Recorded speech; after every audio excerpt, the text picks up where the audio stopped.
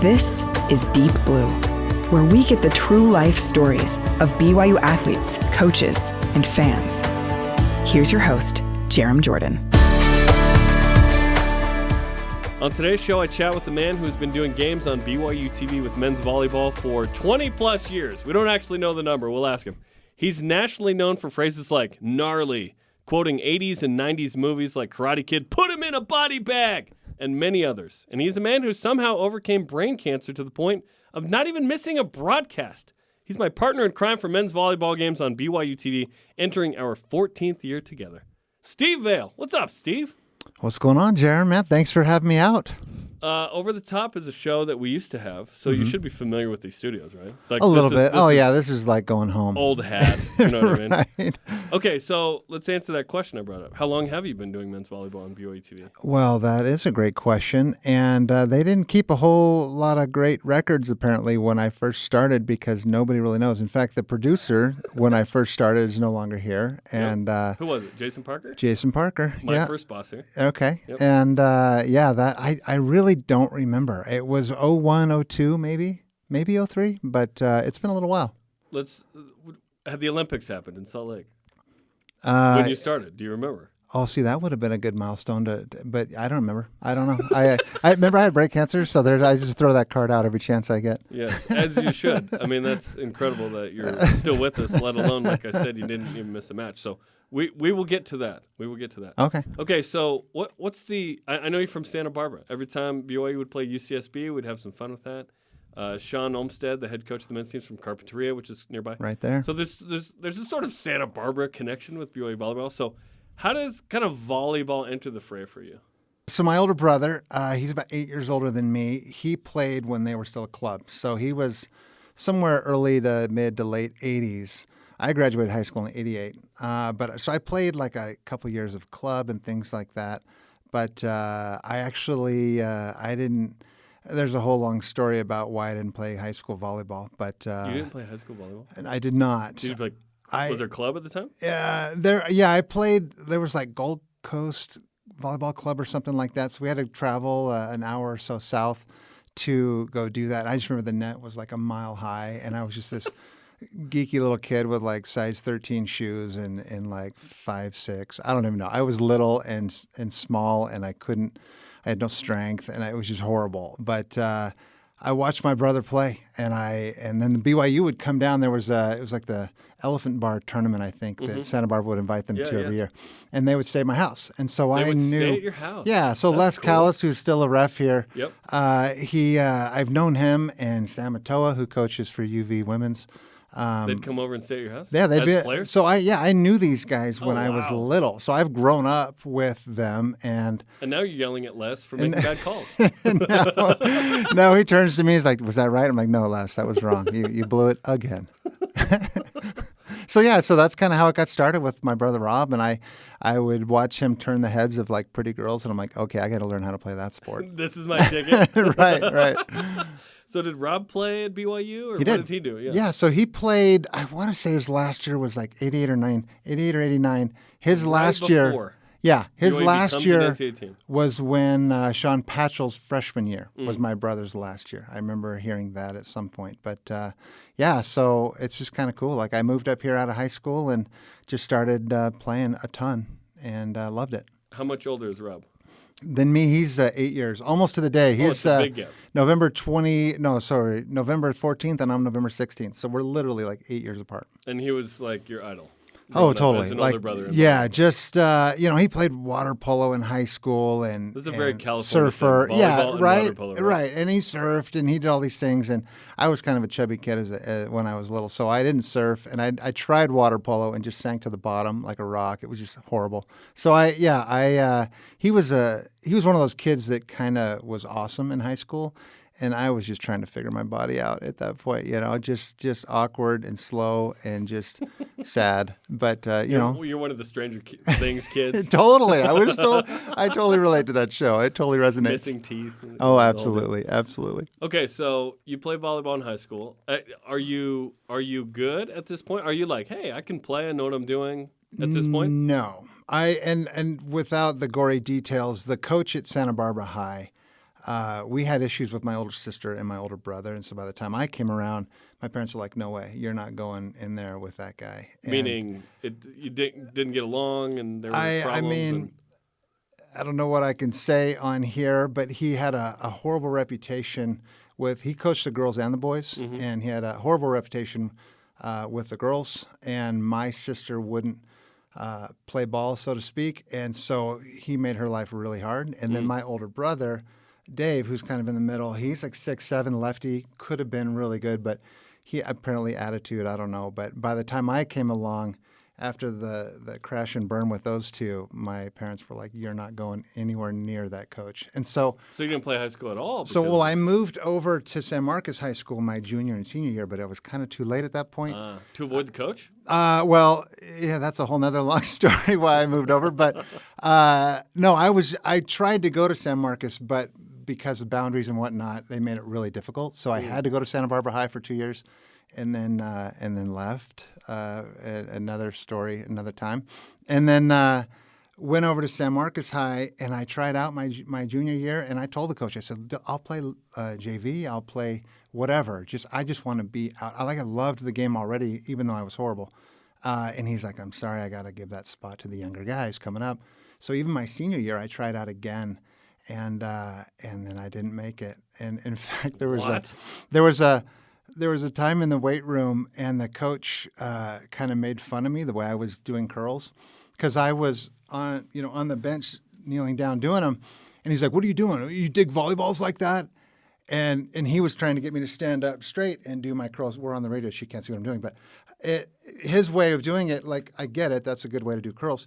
But I'm like, no, coach, I dig volleyballs like this. And I made the whole team laugh at his expense, and I was gone. Like, I was out of the – so I wasn't probably going to make it anyway, but that did not help my chances because me, I'm a smart mouth. You've worked with me enough to know. And we put a mic in front of you on purpose. We like it. Right? We love it. You like my smart mouth. Yeah, so but he did not. And great coach. I think he might even still be there. I'm not even sure, but I didn't play in high school, which is really sad because I wish I had. How did you satiate that urge to play volleyball? The beach exclusively? No, one of my buddies who was a year or so younger, he was at San Marcos and he was playing, and we would pepper and hang out a bunch and go to the beach and like pretend like we knew what we were doing. And I mean the sand. And I played sandball up here in Utah, and it's different. It's not. It's like, hard packed with like a sprinkling of sand over the top. Santa Barbara, it's like, it's reaching up and grabbing you. It's hard to walk, let alone trying to move around and jump and play volleyball. So it was, at that age, I was slow anyway. So it was hard, but we would do it, and it was fun. And so when I moved up here right out of high school, I lived at the Glenwood. The Glen Hood. The Glen Hood. Yeah, I lived there. And again, that's that sand court that's like, is it a sand court or is it just dirt with a little bit of sprinkling of sand on top? Yep. And I played all day, every day. And I just fell in love with it. And I couldn't get enough. It was awesome. So at this point, and this is if people are listening to this that enjoy, the men's volleyball broadcast and whatnot, I think people think you went to BYU and played at BYU. That's like a natural, normal assumption. Of course. You did not. Right. Like, part of me is like starting to think, maybe I did, and I just forgot that I did. I'm going to talk to the sports information department and just slide you into like the 94 team put or me something. on the roster? Yes. Oh, that's too For funny. 1 year. Yeah, I'll even find a picture from back then, and we'll use that. No, I was... I maybe could have, and I had a decent relationship with Carl McGowan. But it's funny. I played over at UVSC at the time, and super fun. Got to know a lot of great players. A couple of us, Casey Patterson and Joe Hillman and Brian. I apologize. Brian Stewart. Yeah, Brian Stewart. We all played together over there, and then they came on over to BYU to play. And I don't know. This is going to sound horrible with the BYU audience, but it was a job at BYU. I watched their practices. I watched guys throwing up in trash cans. Our practices were like fun, and it was a blast. And I would come over here and watch it, and I was like, yeah, I don't know, man. I don't know. Like, I love beach volleyball. Like, that's my thing. I'm probably a way better beach player than I am indoor. but I just I don't know. I would watch the practices and I was really good friends with all those guys because we would play outdoor together. But and Steve Hines at the time was just like, dude, you need to just come over here. He's like, I had to take the SAT, like 3 times to get in or whatever it was, ACT, and I'm like, yeah, maybe, I don't know, maybe. And he's like, dude, if I can get in, you can get in. And I was like, well, it's really not that. I really enjoy the game and I don't want to hate it because there was a lot of guys that ended up really not liking the game very much. Carl was hard. Carl was really brutal. He loved to break guys down and then build them up his way. And it obviously worked. I mean, he was an amazing coach. But, I mean, he would, like, destroy guys' lives. I have a couple of really good friends of mine that just washed out because it was too much. They couldn't do it. And I don't know if I was worried about that, but I don't know. For me, it was all about fun. If the color code book for personalities, I'm, like, yellow with a little bit of white. Like, I'm all about just having a party. Like, I just want to have fun. And they did. It wasn't fun there. It didn't look like it was fun. Being on the court and playing in front of 5,000 people, yes. But to get to that point, to start on BYU's team, it's a grind, and they work their guts out. And I don't know. At the time, I was just like, hey, man, I'm living the dream right now, the way it is, how it is. And so I didn't chase it. I probably should have. In hindsight, I wish I had. But at the time, I'm like, yeah, it's too much. I have a son now who's 6'6" and pretty decent, getting better. He's still raw, but he talks about BYU. I'm like, dude, you better hit the books, bro, because it's not. He's missing school today to go with snowboarding. So I'm like, dude, that's you know what I'm saying? Like, sounds like it's going really well. So yeah, it's you got to take it a lot more serious than that. So I've never heard that, and I have a theory that everyone who's great at something has some massive character flaw. Like, you can't be amazing at everything and you can't be this disciplined coach and be the cool guy. Yeah, you know what really I mean? can't. Like, No, there's certain Absolutely. spaces you can't enter and whatever. Right. So that's interesting with Carl, like from a player's perspective of, hey, that was demanding and I didn't want it. And that's okay. He scared me. Like, no joke. He scared everybody. And that was his whole thing. He was just, in fact, I think even the administration was afraid of Carl. Like, nobody liked Carl because he was just really difficult. He knew what he wanted and he knew how to get there. And he didn't care who he mowed over to make it happen.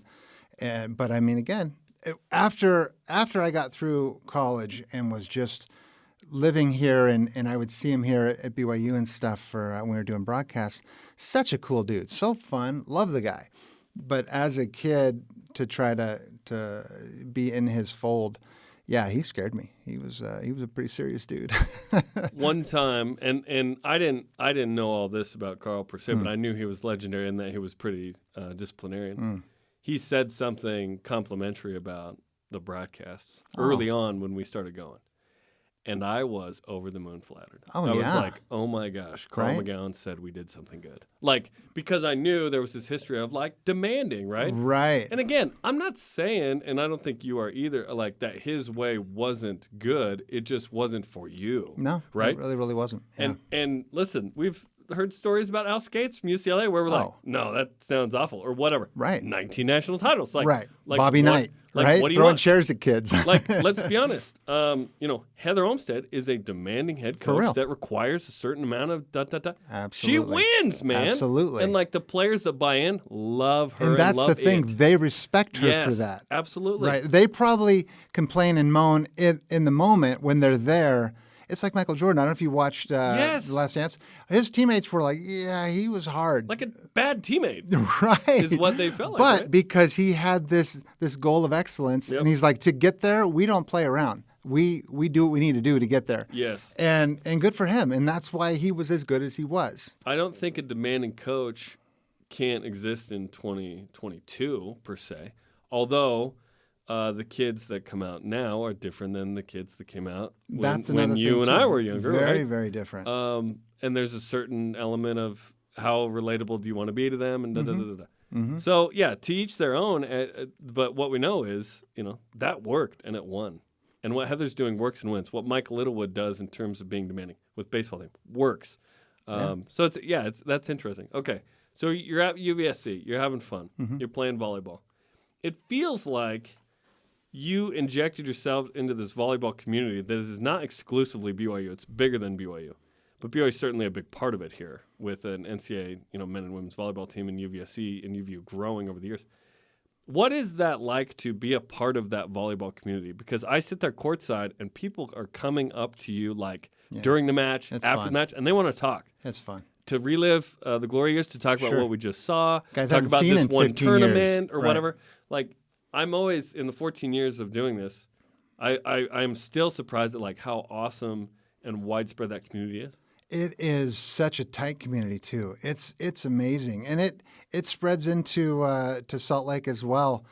It's more, I think, the outdoor scene is because that kind of it kind of breaks down the barriers of this school, that school.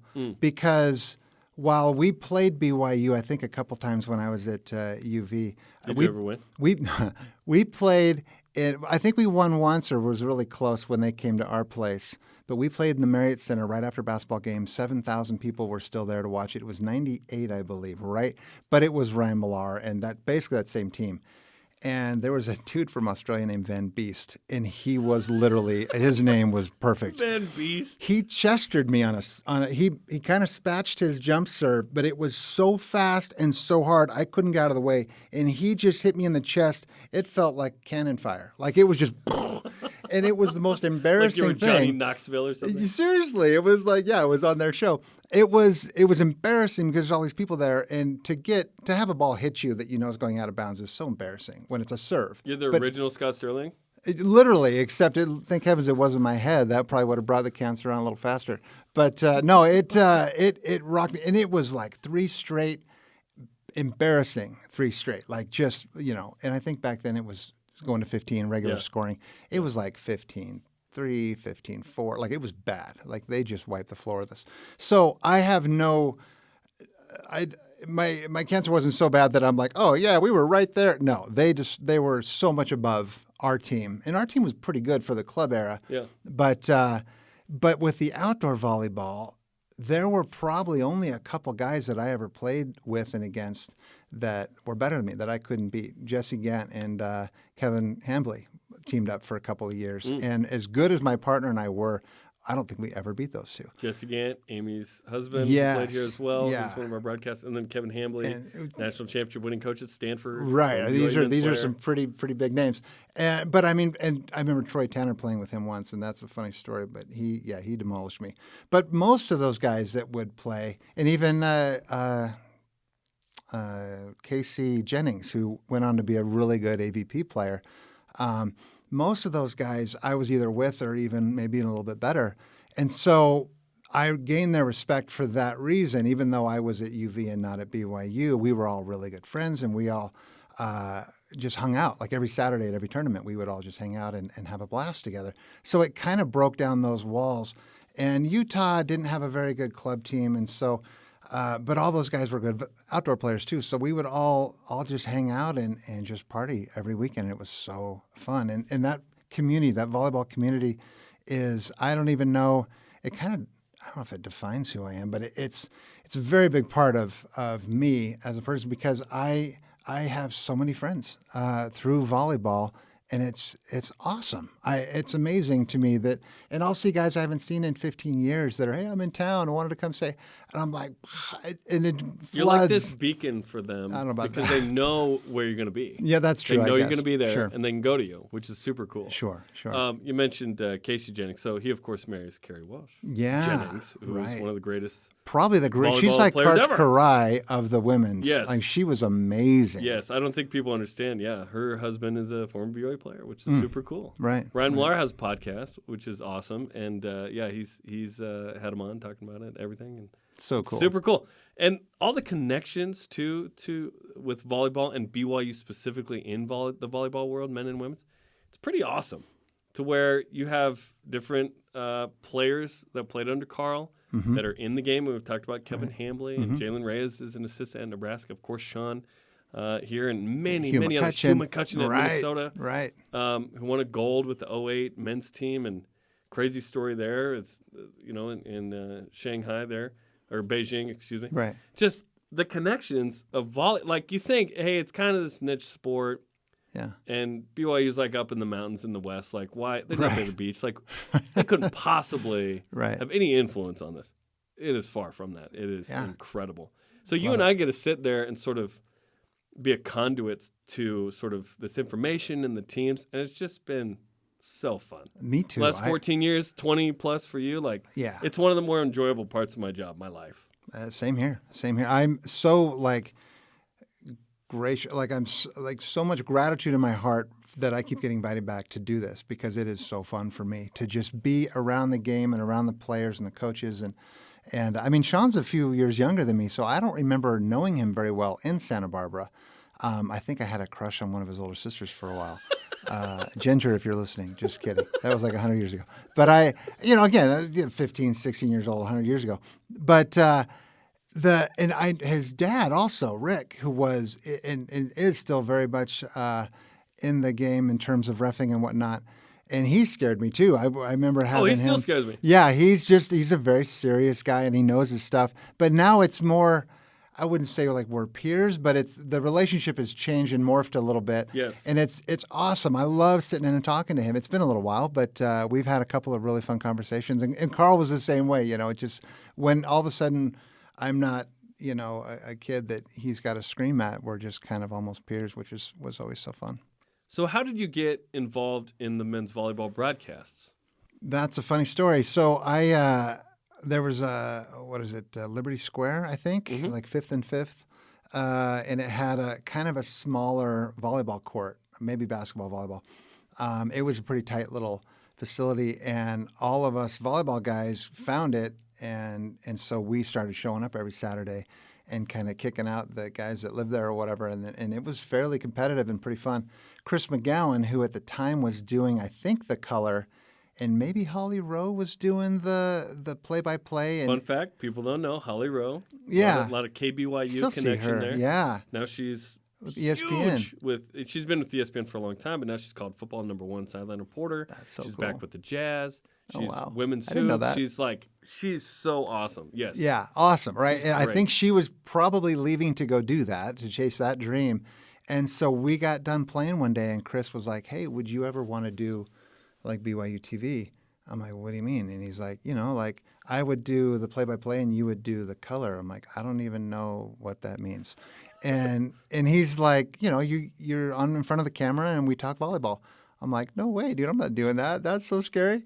And he's like, "Oh, okay. Well, hold on. Don't give up that easy." He's like, "What do I have to do? How do I?" And he's like, "Look, just come and meet the producer, and we'll bring home some VHS tapes for you to That's how long it's been for you to kind of look and see what we do and how it works, and maybe we'll try it once and see how it goes." And so back then we would only do maybe 3-4 matches. Anyway, and we were in a totally different place when we were watching the games or whatever. But yep, it's the other side. But Atlanta was there still, which was really cool. Like, Atlanta's who's behind the scenes with us now. Yeah, so I've known her for a long, long time. But so we started doing it. It's still the very beginning. We call it the stand up. We sit there and we talk about it. It still freaks me out. But man, you wouldn't. I was so true. A deer in the headlights the first 16 years we were doing this. Last 4 you've been better. Well, and they would make us stand up and everything, and everyone's watching, and it would just freak me out. But so that's how it got started. As Chris just asked me, and I'm like, "Well, I didn't even play there, dude." He's like, "So what? It doesn't matter. Like, volleyball, and you're funny, and let's go check it out." So I'm like, "All right." And I've had probably quite a few over the years BYU volleyball players. "How'd you get to do that? Why are you in there?" And I'm like, "I don't know. I just got lucky, I guess." That's hilarious. Yeah, it's kind of funny. Yeah, what are you doing in there? Oh man, that's funny. So he must have sensed what we know now, which is you're a fun hang. A lot of people force how they broadcast, like how they talk, how they present themselves, and sometimes it feels fake to me. It's like, just talk. Yeah. And there's a certain amount of broadcast pizzazz you can add, but to me, there's a line that you cross where it's like, okay, now you're being weird. Right. But with you, it's like 100% natural. Like, and I think that's what people like the most. That's what I like in hanging out with you on the air is, it's like we're just chilling watching. Yeah. It's like we're not on TV and we're just sitting, sipping some Coca-Cola. Seriously, talking about the game. That's the allure of what you provide for this. Yeah. Because people compliment me a lot on the men's volleyball broadcast specifically, and I say it's all about Steve.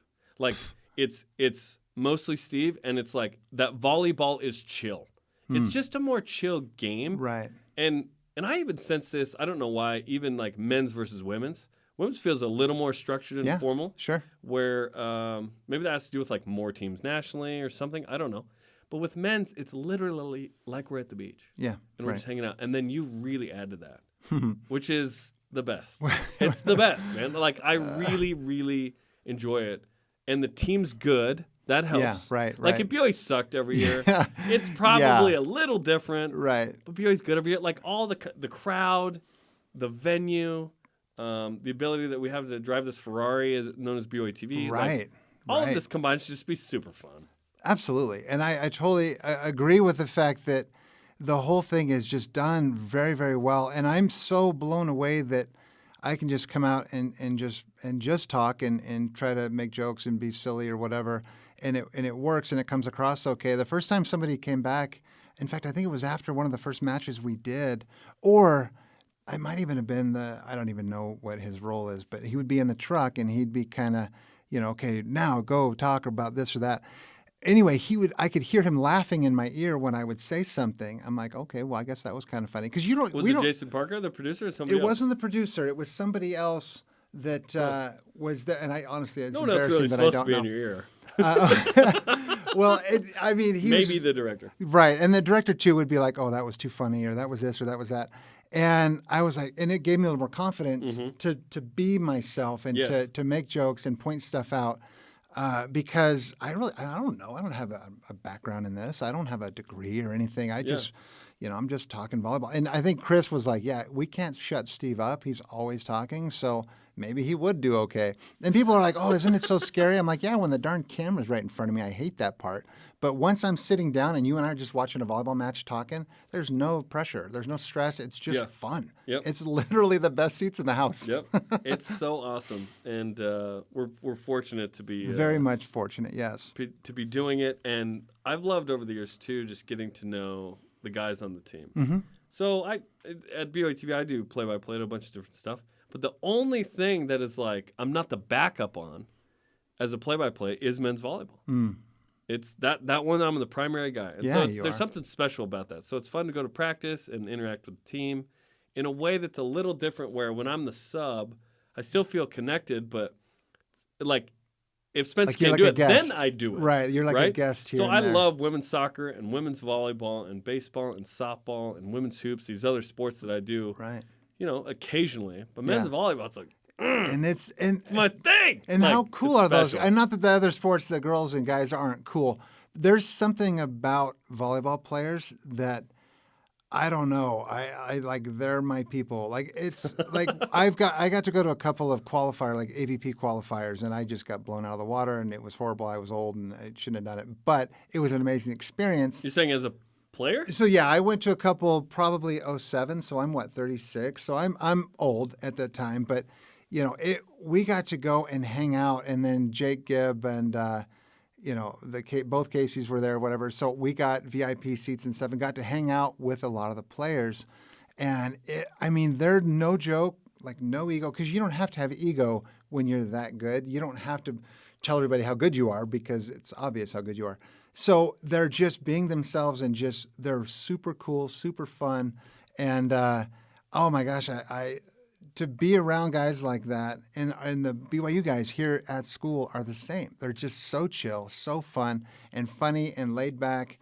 And it's literally like my peeps, Yes. It's sad because now I'm a little bit older and I don't play outdoor as much. So I don't know the guys as well as I used to. So that part's kind of hard for me. And now that I live up in the sticks, in fact, I was wearing this in there. I'm like, I'm gonna get beat up. These guys. BYU stuff. Yeah, because I'm up by Logan. I'm up by Utah State, and a lot of those guys not big fans. So I think they. Shocking. Yeah, right.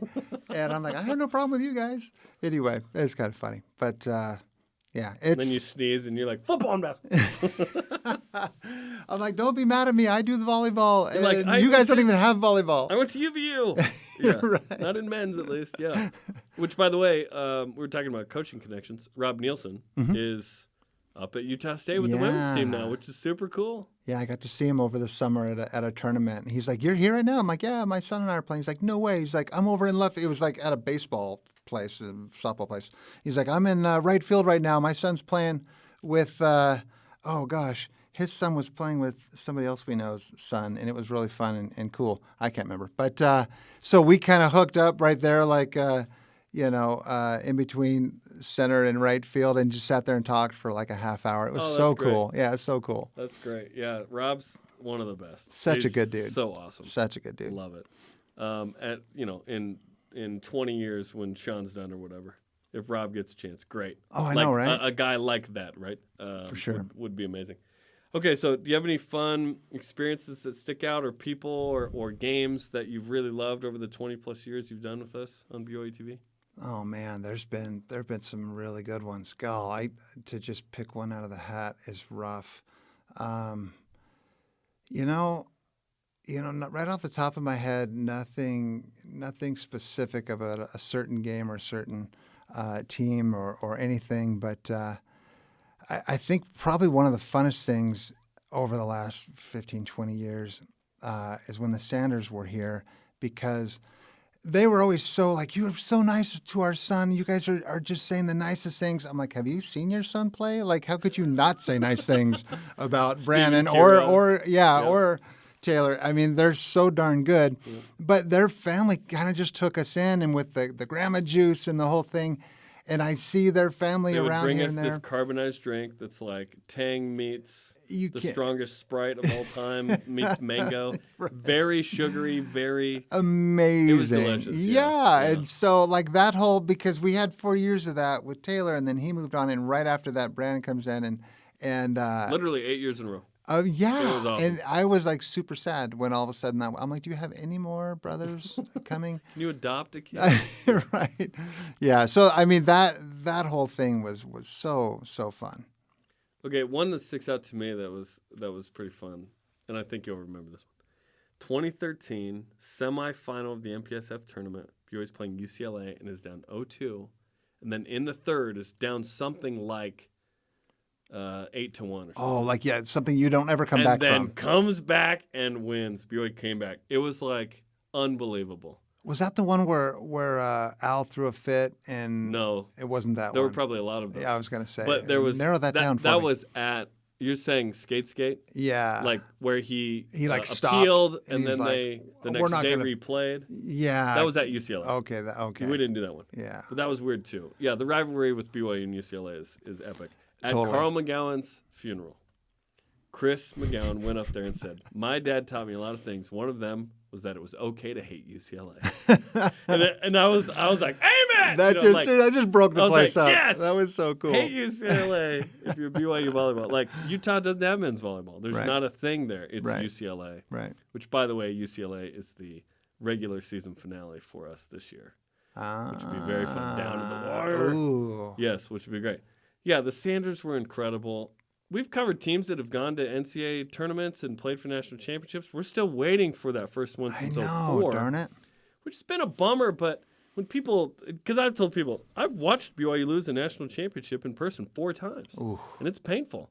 But it doesn't mean the journey wasn't awesome. Right. Like, I still have a smile on my face about this whole experience, and even those seasons, including last year when BYU lost to Hawaii in 3. Yeah. Because the journeys that we take with these teams in these home matches, and now the last 2 years, we do every home match, which is different. Which is so cool. Used to do like 4. Crazy. We're going to do 14 Which this is year. nuts.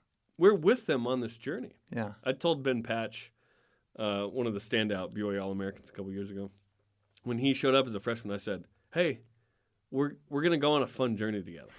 And he just kind of looked at me like, "I don't even know you." Yeah, who are you? But like by the end, right. He totally was like, "Now I get it." We're homies, and we enjoy this journey Right. together. It's just so fun. A lot of that has to do with winning. Yeah. A lot of that has to do with the culture of volleyball.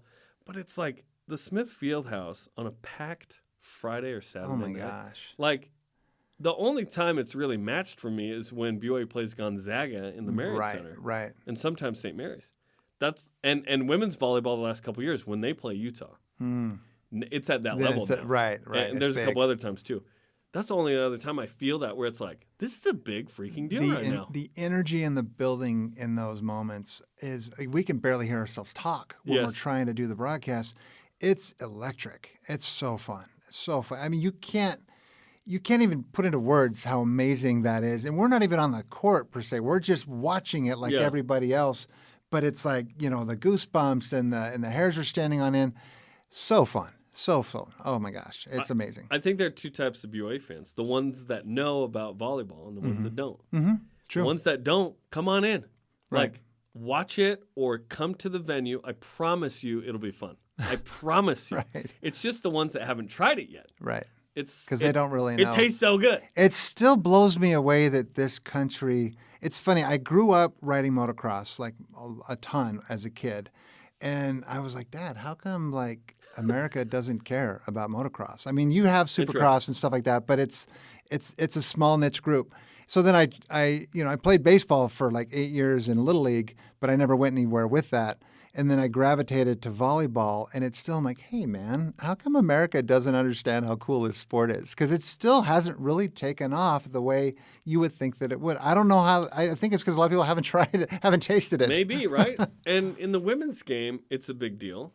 Title IX has been a positive influencer that way, where in the youth club ranks, massive. Yeah. And it's growing with boys and now men. So historically, black colleges and universities are adding some. D2 and 3s are adding a lot. D1 is about 35 to 40 teams and 2 that compete for one national championship. Most people don't understand that. Yeah. It's 1 and 2 that compete. But it's not like 100 or 200 or 300. Like, it's not Florida State versus Oregon for the national title in men's. Right, right. It's Hawaii, and it's UCLA, and it's Ohio State, and Lewis and Loyola. Like, Lewis and Loyola, who? You've heard of Loyola Chicago because the men's basketball team, they've gone to the Final Four like a couple times now. Yeah.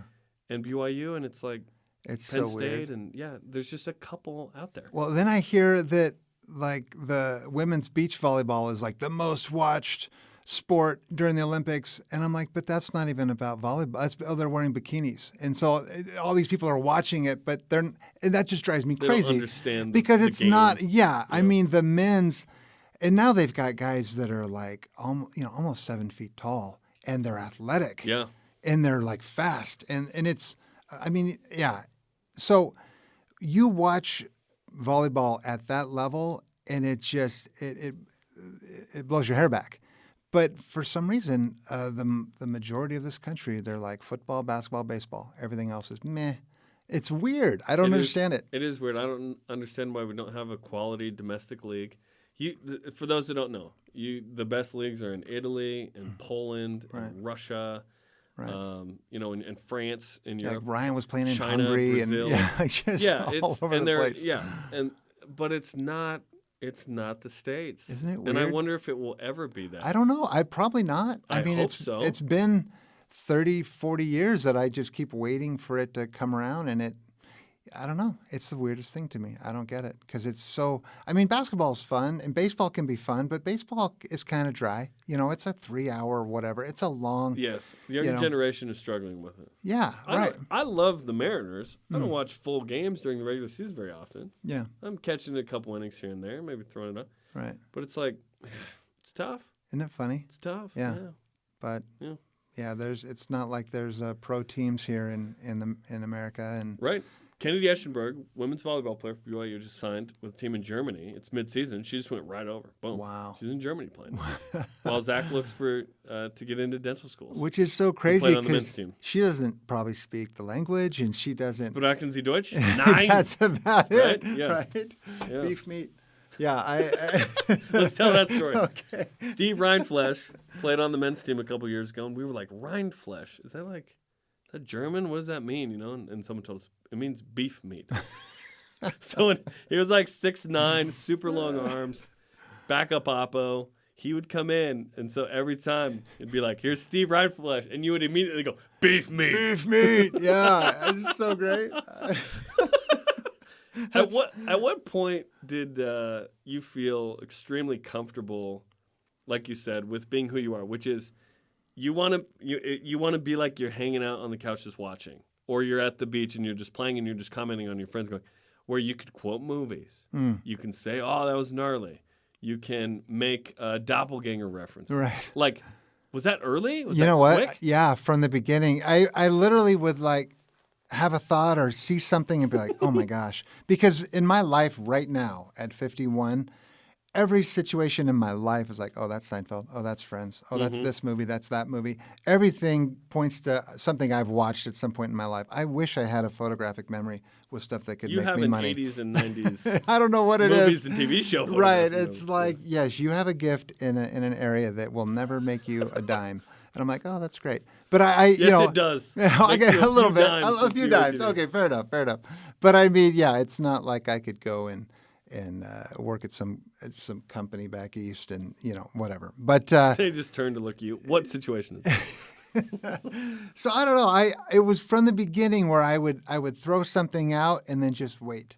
Am I going to get in trouble? Are they going to say, hey, you can't talk about movies? Like from Chris or Jason? Whoever, yeah, Jason, like somebody just be like, hey, no, keep it to volleyball. I'm waiting for that, and then I'm hearing laughter in the truck or whatever, and I'm like, okay. Well, That was the feedback you needed? yeah, and then I'm like, oh, you want me to come back? I can do another one? Okay, yeah, all right. And so it just kind of morphed into that where, and now it's like almost like pressure for me to like find stuff for us to talk about because I'm like it's expected now and deliver. yeah, like dance monkey boy and I'm but no, it's still fun for me and I love to do that for whatever reason. I don't know, you call it a gift. I see people and I'm like, oh, you look just like, or you act like, or you walk or move like, and most people they're like, oh, totally. As soon as I bring it up or say it. I have people tweeting me, friends, from this volleyball community that we're talking about. They're like, oh my gosh, what you said about Frodo or whatever it was.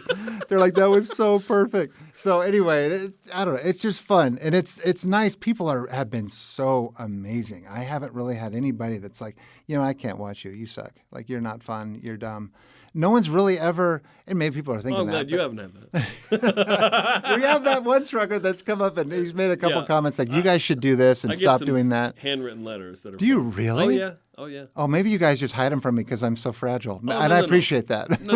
It's mostly BYU Sports Nation. But Oh, okay. well, I love a good handwritten letter because it means they're Wow. either going to love me or hate me. Wow. And when they hate me, it's actually funny. Oh, my gosh. I've hung some of these up. You You framed think them? you're funny. You're so sarcastic. What? Two-bit, Really? whatever. Oh, Yeah. no. I love it. Oh, no. I love it. Yeah, see, that I would just curl up and just cry and go to fetal position and just suck my thumb and feel bad for Not myself. again, Steve. Yeah, I know, Not right? after the episode of 2012. Yeah, that's fun because that's one of my favorite things. And honestly, like half the time you make an 80s or 90s movie reference, if I haven't seen it, I have no clue. Yeah, you're like, so I'm just quiet. I wonder if anybody's going to. Yeah, just crickets. But people do. Yeah. Like, just because I don't get it doesn't mean I'm going to blow it up. Like, Well, you're quite a bit younger than me, so that it makes sense. just 13 right? years. Okay, That's not that's a all huge right. number. And I was born in '70, so I grew up literally in the '80s. Like Yes. all the '80s movies, I've watched a Late million 80s, times. I'm like 6, so I'm catching some of that. Right? Yeah. Okay. Like 89, I'm like, yep, I went and saw Ninja Turtles, the live action movie in the theaters. Like someone tweeted today, like, date yourself by naming a movie you saw in theaters. And that was the one that came to mind where I was like, that's the earliest movie I can remember. Oh wow. Like 89 or something. But I think like Close Encounters or E.T. or something. Okay. what was E.T. like in the theater, by the way? Oh, amazing. I mean, anything from Stephen good. King, anything from And him too. Steven Spielberg, it was just like everybody just rushed to get there and Yes. get in line. And that's the thing. Back then it was lines. Like Right. Santa Barbara had a really cool theater where they did the whole roof so it looked like stars. It looked like you were in the open air, and it had balconies and stuff like a Spanish. It was really, really That's cool. super It was a beautiful theater. Like an opera or something. And it is. I think they only use it now for either premieres or for like plays and stuff. But when I was a kid, Star Wars '77. I'm 6 years old. Maybe I remember that, or maybe I'm thinking of Empire or Return of the Jedi because I remember being in line all the way around the block. Like, are they really gonna? Are we gonna have enough room to get into there? We're so far You back. just want to get in. You don't care what seat. Oh, no, it's man. like if I don't sit on row J, Right. 10 through 19, I'm not. If going. I'm not on the aisle, yeah. Right. I need my big bucket of popcorn. Yeah. Oh, that's the other thing too. I will not go to a movie without popcorn and candy and drinks. But now I sneak my. Can I say that? I sneak my candy in. Is that wrong? Doesn't. I'm a bad person. But No, come on, that's a piece of that's an American institution. I'm like, I'm not paying $5 for red vines or $1.25 at Walmart. Come on. That's awesome. Okay, so you become super comfortable with like doing this. One time I was told by a previous boss, he said, "I just want you to know that I'll never take you and Steve off volleyball, men's volleyball." And I was like, "Oh, that's really nice of you to say." Of just like, you know what? Let's just not mess this up. So right. That's our rallying cry in 2022, Steve, is don't mess it up. Don't say anything that would take you off the air. Every once in a while, when I was a coach, if I had a good rapport with my team, when we would huddle, we'd say something, to get us all, pumped up or whatever. And then when I was coaching the boys, like my son's team, I'd be like, all right, let's go on 3, don't suck, and then it's like 1, 2, 3, don't suck, and then the other team's like looking over, it's like what? And it's a silly thing, but it's funny, right? It's like, what? You don't suck? That you can't say that. What? But it's not positive. That was not negative. Right. Yeah, exactly. Trying to get a positive by saying a negative. Yeah, but that's my personality, right? Like I don't know, I'm a little bit off cue, I guess. Okay, I don't feel like you've missed a match in the whole time I've been doing it. Do you miss matches ever? Have you missed a match ever? I was just talking to, I think... Were you the Cal Ripken of volleyball? Anyway? It's weird, but through stage 4 brain cancer, there was a time, and no, I think Harrison was the producer at that time, and so you and I were probably working together, but I had the stomach flu really, really bad. I mean, I was throwing up all day, and now it's like 2 p.m., and now it's 3 p.m., and I'm like, I've got to get in the shower by 4 if I'm going to get down to BYU in time. And I'm like, I'm throwing up again. I'm like, oh my gosh, what? And I'm getting a blessing, and I'm talking to people, and I'm praying to myself, like, come on, Heavenly Father, help me. I can't miss. I got to do UCSB and BYU. I don't even remember what the match was, but I sat there with a trash can right next to me for the whole broadcast. Oh, wow. Thank heavens I didn't need to use it, because that would have been embarrassing. But I would have, right in front of 4,000 or 5,000 people, into the thing, and then like, But I got through it, and that was about as close as I ever have been that I can remember. The cancer, I remember that was hard for me to like put words together sometimes and have like a clear.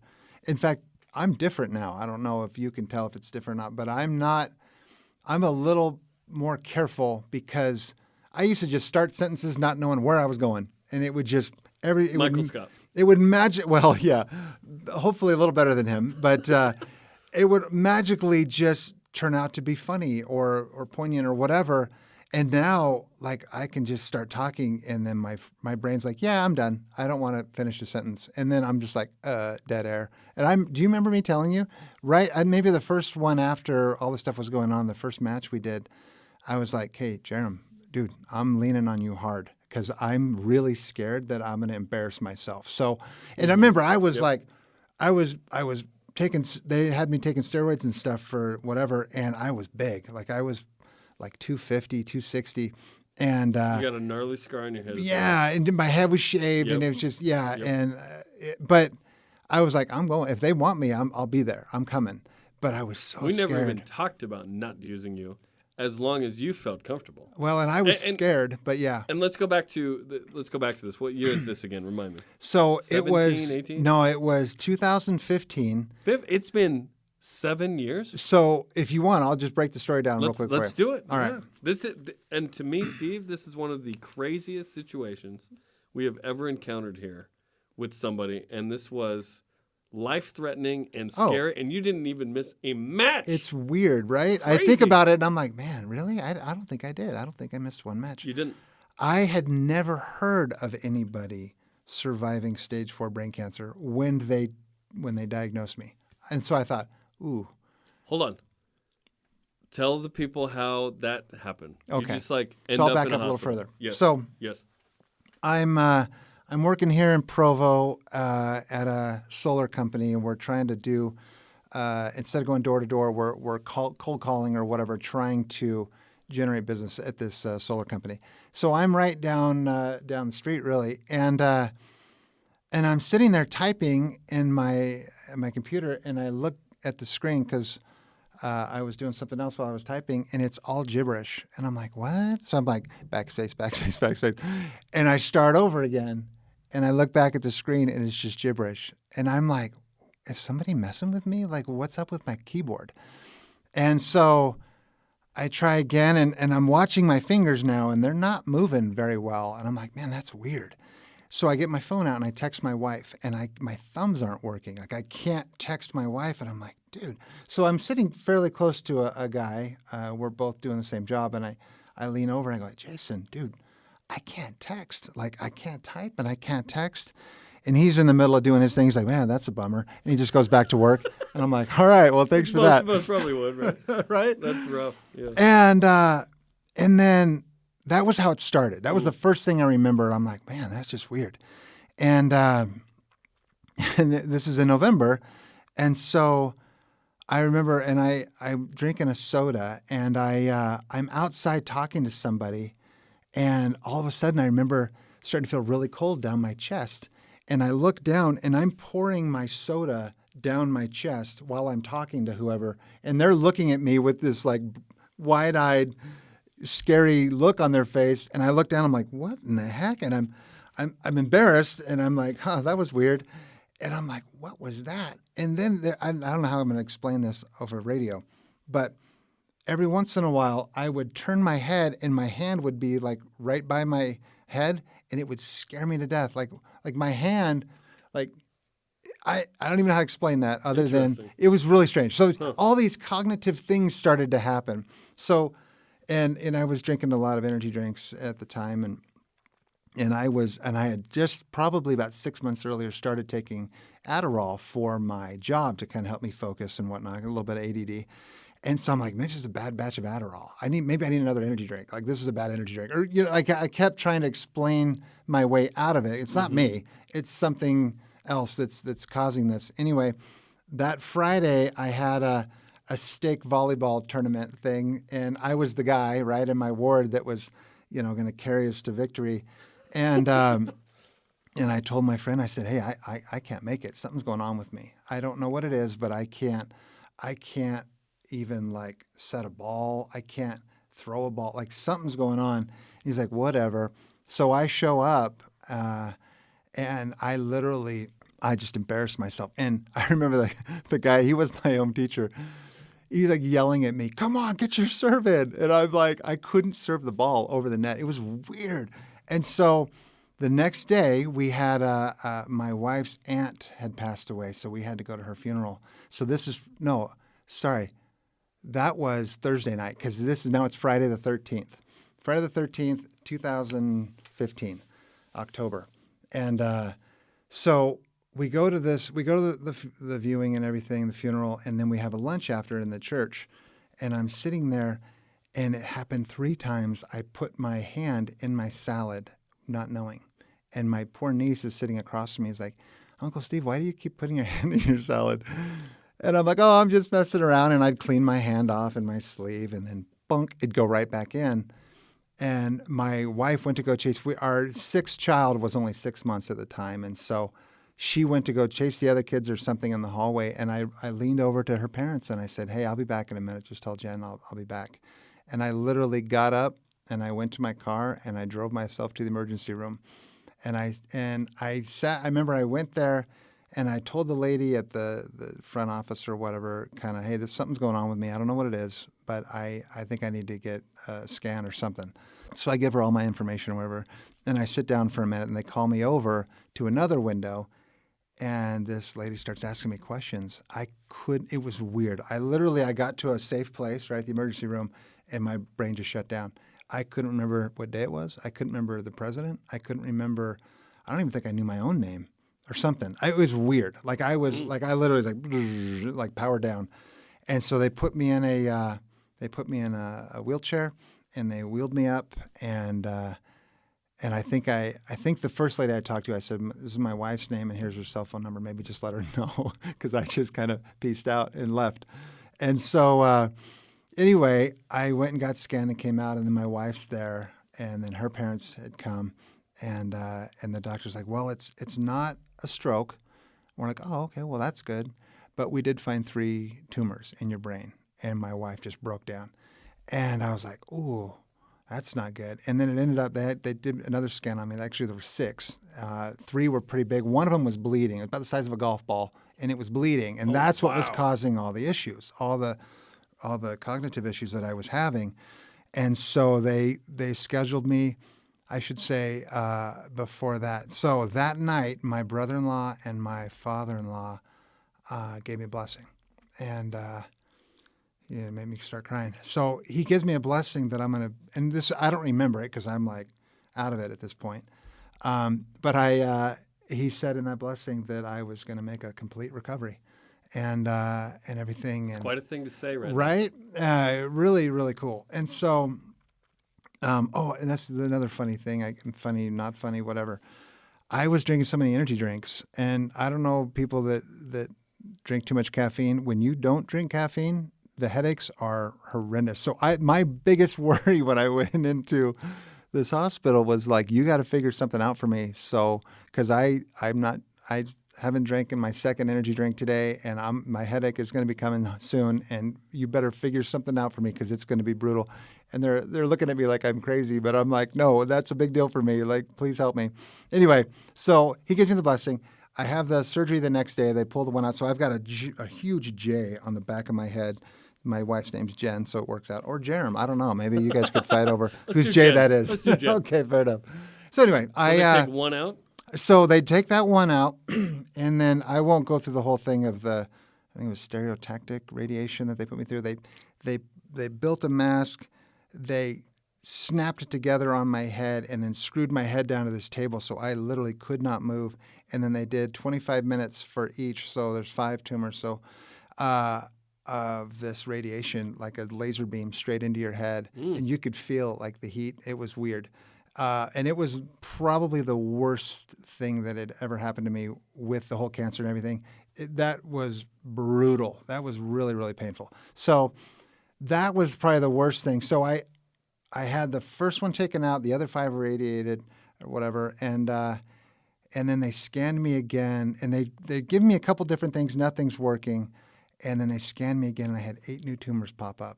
And that was the time when I was like, oh, shoot. So you had 14 total? Apparently, yeah. So I had the 6, and then 8 new ones had just popped up. Oh, my gosh. And so that was the one moment where I was like, yeah, it looks like I'm probably going to be checking out of this place. Like that's a bummer because I have this young family and everything. And I just, that was a low point for me. You think you're going to die? Yeah. I'm like, yeah, there's no way. And so it was probably a month or 2 later that because again, they had these different like brand new treatments they were trying and nothing was doing it. And then there was a brand new treatment called pembrolizumab or something like that, Pembro. And they said, we want to put you on that. It's in the chemo family, but you can't take chemo because it won't pass the blood-brain barrier, so it won't help you. So, and I was good. I'm not taking chemo. I won't. I've heard too many stories. No thanks. But they said this other one, it is intravenous, but it's supposed to wake your brain up if there's an issue, and then the brain will fight it. So that was the same time I started taking cannabis pills. And I really don't know which did the heavy lifting, but within 2 months of that, all the tumors were gone, and I've never had a tumor since. I've been scanned 1 billion times in 5 years, and I'm clean every time. Wow. Crazy. I mean, it was like scary, scary, scary.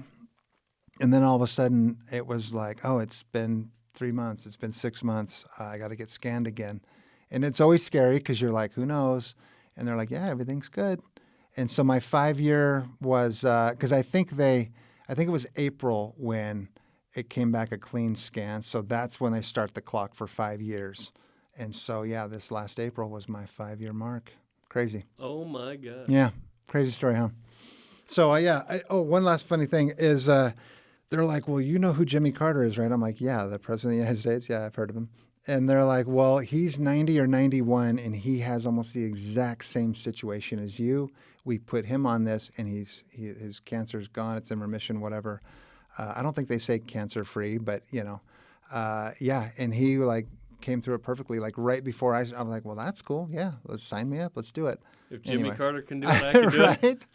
So, yeah, that was it. That was my I will tell you this: my wife had a way harder time with all this than I did. It was like a vacation for me. I can't. In what way? Well, I wasn't working. I just and with the cannabis pill, it knocks you out. Like I was asleep most of the day, and they got me on steroids, I guess, to try to help counteract whatever the side effects were for Pembro, and so I was apparently like a total jerk. Like I don't remember, obviously, but That's impossible. My wife goes, if that ever happens again, yeah, you're moving to your sister's until it's over or something. Because she's like, you were so hard to live with. I'm like, really? Oh, that's too bad. I'm sorry, but I didn't know. Anyway, yeah, crazy. So you're doing good now, you said. Yeah, I mean, it's you get regular scans. I actually nothing was showing up? supposed to have. Now it's like once a year. But I think I missed my last one. I need to go get it. Steve. I know that's so me, right? I'm like, like the Brian Regan thing. I don't know why people don't get their vision checked. I don't have time. I'll see tomorrow. Like that's so me. Yeah. Anyway. That's incredible. So Yeah. so I think I find out the next day or something, and I'm just like, oh my gosh, what? Because the season's about to start in a couple It's months. October. Yeah. I'm not worried about the season. I'm worried But- about you. yeah, well, yeah. But just and eventually we get to that of like, okay, what are we gonna do? Because we can't use Steve. Like we're not gonna be able to use Steve. He has brain cancer. He's fighting through this. He's on. Somehow you don't miss a match. How did that happen? Like how are you able to, while you're going through all this, still connect with BYU? And did you feel like you needed to, like you needed it? It's literally like trying to go through. Of the last 20 years, it's all an amalgam. Like I can't remember years. I can't remember teams very well. It's all, and the last 5 years is even worse. Like I'm trying to remember back on stuff and I'm like, yeah, I don't know. I don't remember. But I know in that moment, I was so scared that if I did miss, that somebody amazing was going to step in for a match or two and knock everybody's socks off. And, someone's going to be Tom Brady and come in and be like, hey, Bledsoe, you were great, but we got Tom now. And so Bledsoe, just right off into the sunset, would you? And that was my fear, was like, if you miss, you're done. And I don't remember if it was when they pulled the one tumor out or if it was the radiation. It might have been the radiation. One of those things messed me up. Like for a long time, I had a really hard time putting sentences together. And I still have issues where, and it'll be just a simple word, like radio. And I'll be like, that thing where you can't see it, but you can hear it. And it's, I'm trying to explain the word and they're like, radio? I'm like, yes, radio. And they look at me like, what? I'm like, just forget it. The guy that I work with now, he's our lab director, super smart kid. And he knows now. Like, he's just like, it's almost a game now. He's like, is this what you mean? I'm like, yeah. And he's like, okay. Right. You know what I mean? It's weird. It still happens like more often than not, unfortunately, but it's way better than it has been. And there's so many people I talk to now because I throw that cancer card out. I had brain cancer, like, hey, leave me alone. And like my mom and my wife even are like, man, I wish I could throw that card around. I can't remember names and I can't remember here or there. I know. I'm like, careful. No, you don't. Yeah, careful what you wish for. Did you feel like So you felt like you needed to come back in some form. You were afraid. I know. Lose your spot. Yeah. Oh, totally. I don't know it. Because in the grand scheme, this did not matter, but it feels like it mattered to you. Oh, it totally did. I love this. I love being part of BYU volleyball. I really do. This is why it irks me. Like my dad has this that he was a life and he never got his eagle. And it just killed him that he had a couple of merit badges in the project and then he could have gotten his eagle. He never did it. And so he pushed me hard to get my eagle because he didn't want that to happen to me. This is the eagle for me. Like the fact that I didn't push myself to play at BYU, which I could have. I don't know if I would have been a starter because there were some really good athletes that played for BYU, always have been. But I know I could have made the team. And the fact that I didn't chase that, now, as I'm 100 years old, now I look back and I'm like, dang it, And it's so hard with my son when I'm talking to him to not push too hard because that's what happened. He started playing at 10 and I started pushing And then he's like, yeah, you know what? I don't like this game anymore. And he walked away. And then all of a sudden at like 15 or 16, he's 6'6". Dad, I think I want to play volleyball. I'm like, oh, of course you do. Now we got to start. And now we're 5 years behind. You know what I mean? Like, it's that kind of thing. So it's one of those things where I wish I had, because it doesn't feel like I'm an imposter, but I feel like I'm, you know what I mean? Like, it's weird that I didn't play here, but I'm the color commentator for BYU sports. So it's kind of a weird thing for me. And I just wish that I had done it just so I could say that I had and had those experiences, you know? Yeah. That makes sense. And I can't believe you didn't miss a match.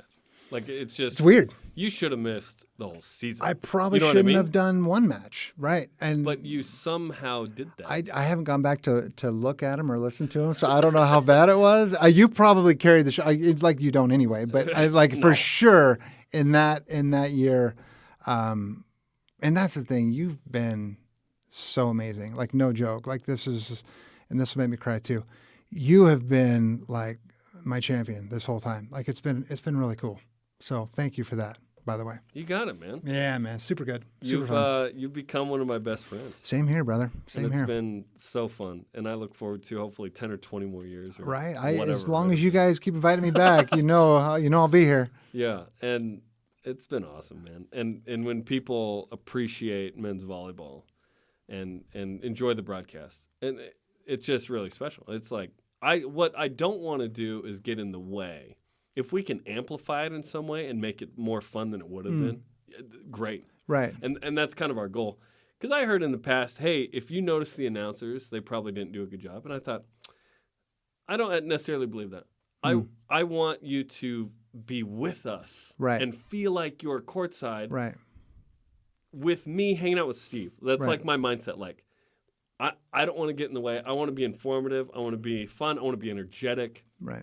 I want to be fair to both teams. That's the big one too, right? Another one that I've received some feedback that it's like, hey, you're a little too pro the other team. And I was like, there's nothing you could have said that would have complimented me more. Right. Because, yes, I'm a full-timer here at BYU. Right. I went to BYU. Right. I love BYU. Yeah, we're homers for sure. But we don't come off as homers. We acknowledge greatness from both teams. Right. Because it's a good volleyball match, and that's what we want to talk about, not this or that. I don't want to sweep where BYU wins 25-0. Right. That's boring. Right. Like, and it's been so fun to establish these relationships and understand the tradition with Pepperdine and UC Irvine and UCLA and everybody. Like, it's been in Hawaii.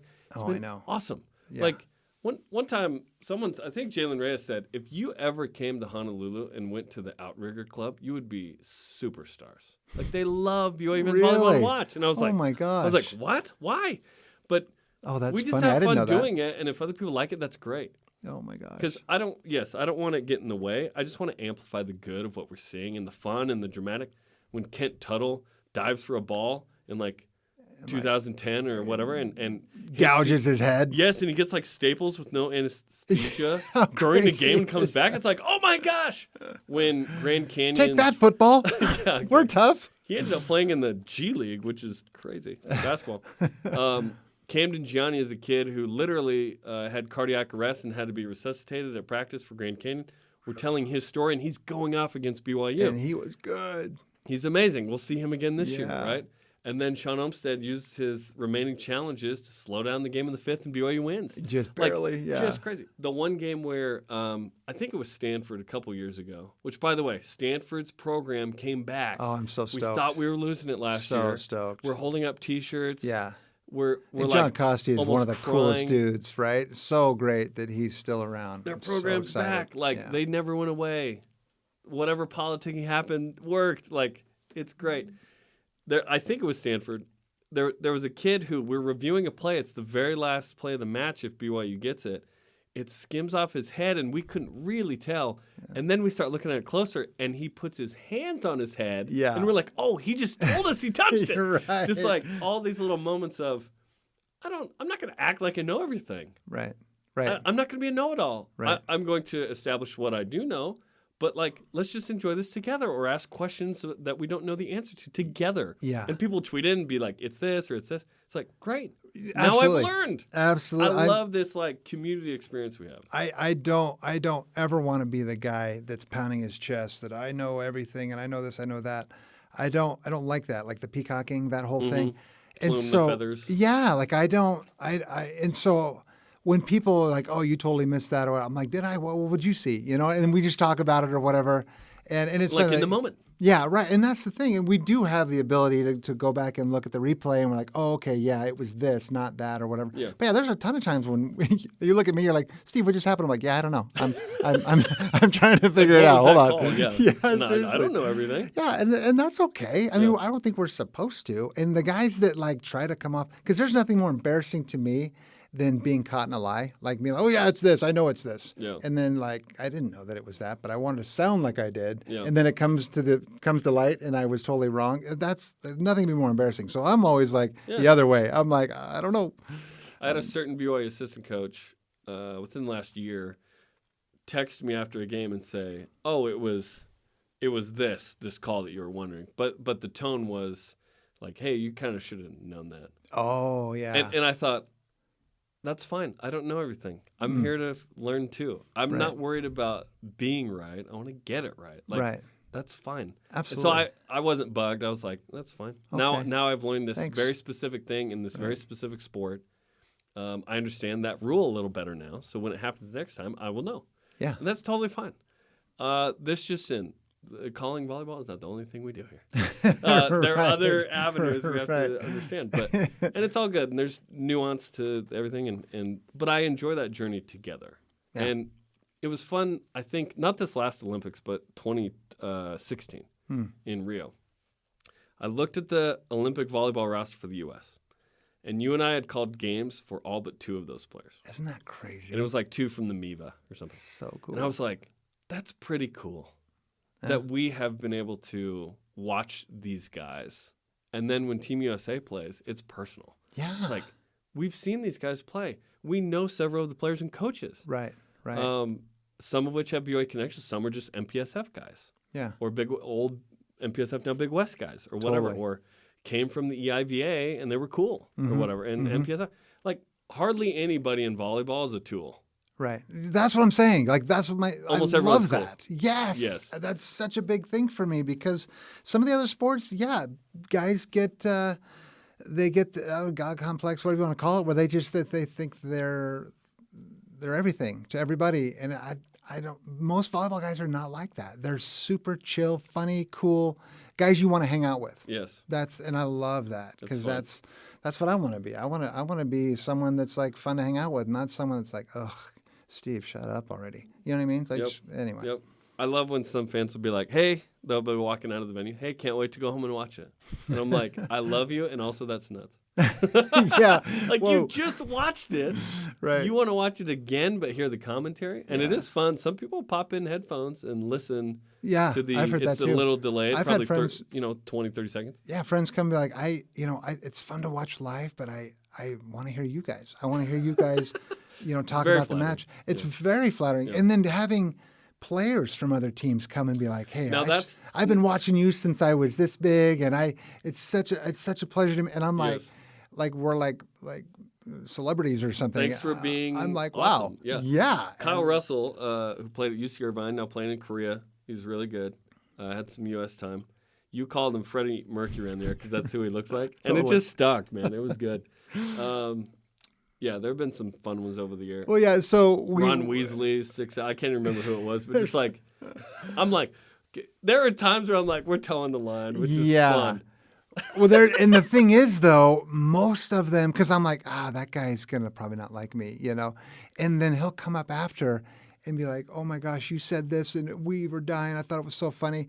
There's one coach from one program that. I know exactly what you're talking about. And he thought we were picking on him or picking on his team or whatever. Yes.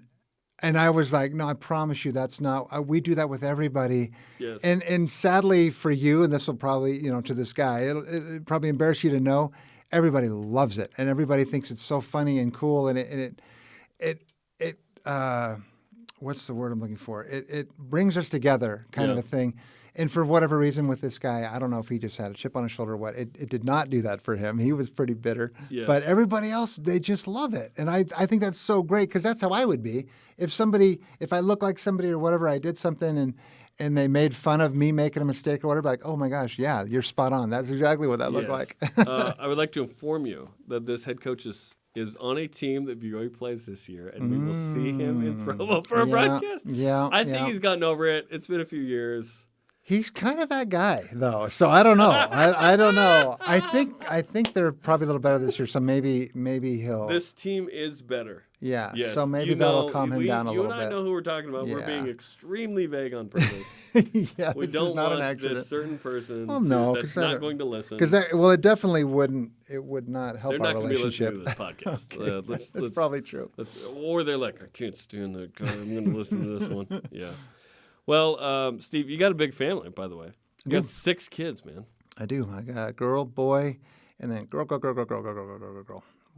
So that was like 8, but but we got a lot of kids. I love that you had 6 kids. Yeah, that's how many you have on a volleyball court. Yeah, there you go. That's I had to have those. Yeah, because by the time my youngest is ready to go, I'm gonna have to be a coach because I'm gonna practically be in a wheelchair by then. So, because she was late in my life. What was I? 44, almost 45 when she was born. Yeah, crazy.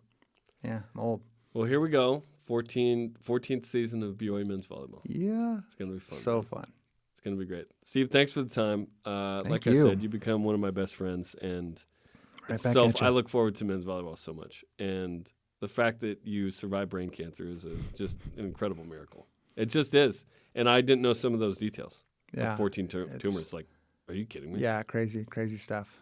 At one point, I think the doctor said it was my brother-in-law and my sister were in the room. I don't even remember it. He tells me. He's told me this. He's like, yeah, they basically said, we've done everything we can do. Just go home and get your affairs in order, kind of a thing. And I was like, he really said that? And he's like, oh yeah. He goes, yeah, it was bleak. It did not look good. And I was like, oh boy. So yay for me. It's weird because now my 6-month-old is now 6, coming on 7. And the thought of not having those 5 years, of course, all my other kids too, but she wouldn't have even known who I was. It's weird to me to think that it could have been, a showstopper. But I got lucky. But it wasn't. I got lucky. Yeah, for real. It's beautiful, man. Thanks, Steve. Thank you. Okay, that'll do it for us. Listen to previous episodes of Deep Blue on the BYU radio app or where podcasts are found. For Steve Vail, for producer Corbin Radford, I'm Jarom Jordan. You've just listened to Deep Blue on BYU Radio.